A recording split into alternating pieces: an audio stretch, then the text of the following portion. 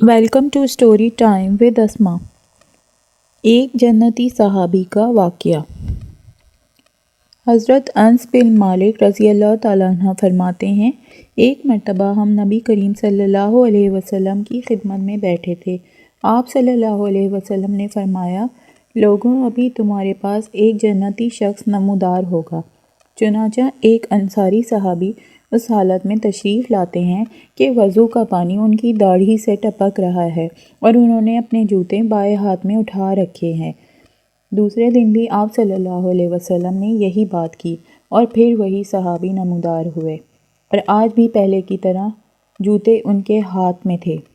تیسرے دن بھی آپ صلی اللہ علیہ وسلم نے وہی بات دہرائی اور اس دن وہی صحابی اسی حالت میں نمودار ہوئے جن کی داڑھی سے وضو کا پانی ٹپک رہا تھا اور انہوں نے جوتے بائیں ہاتھ میں اٹھا رکھے تھے۔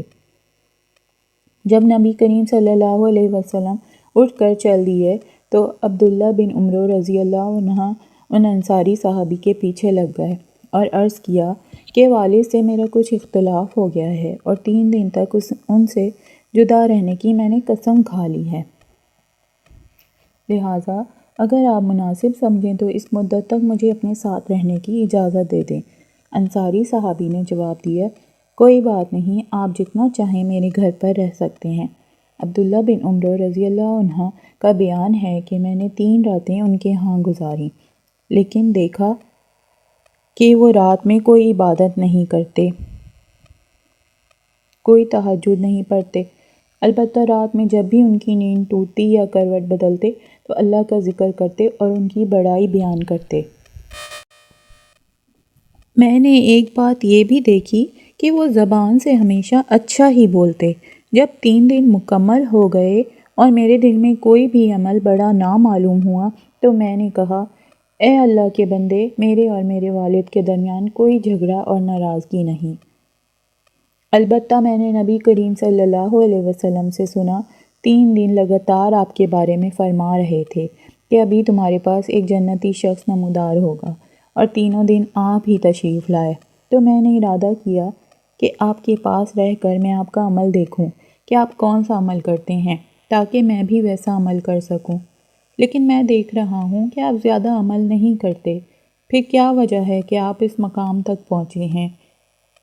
جس کی بنیاد پر اللہ کے رسول صلی اللہ علیہ وسلم نے یہ بات کہی ہے؟ انہوں نے کہا، بس میرا عمل تو اتنا ہے جو تم نے دیکھا ہے، کہ جب میں وہاں سے واپسی کے لیے مڑا تو انہوں نے پیچھے سے آواز دے کر بلایا اور فرمایا، عمل تو وہی ہے جو تم نے دیکھ لیا، البتہ ایک بات ضرور ہے کہ میرے دل میں نہ تو کسی مسلمان کے لیے دھوکے کا جذبہ ہے اور نہ ہی اللہ تعالیٰ کی دی ہوئی بھلائی اور نعمت پر ان سے حسد کرتا ہوں، یعنی نہ میں کسی کو دھوکہ دیتا ہوں اور نہ ہی کسی سے حسد کرتا ہوں۔ عبداللہ بن عمرو رضی اللہ تعالیٰ عنہ نے کہا، بس یہی چیز ہے جو آپ کو اس مقام تک لائی ہے، اور یہی وہ عادت ہے جس کو اپنانے کی ہم میں طاقت نہیں۔ محترم دوستوں، بعض مرتبہ صرف ایک اچھی عادت انسان کو باقی لوگوں سے منفرد کرتی ہے اور اللہ کے دربار میں اس کا مقام بلند کرتی ہے۔ ہمیں چاہیے کہ زیادہ نہیں، کوئی ایک اچھی عادت ہم اپنا لیں جو ہمیں باقی لوگوں سے منفرد کر دے۔ اگر آپ کو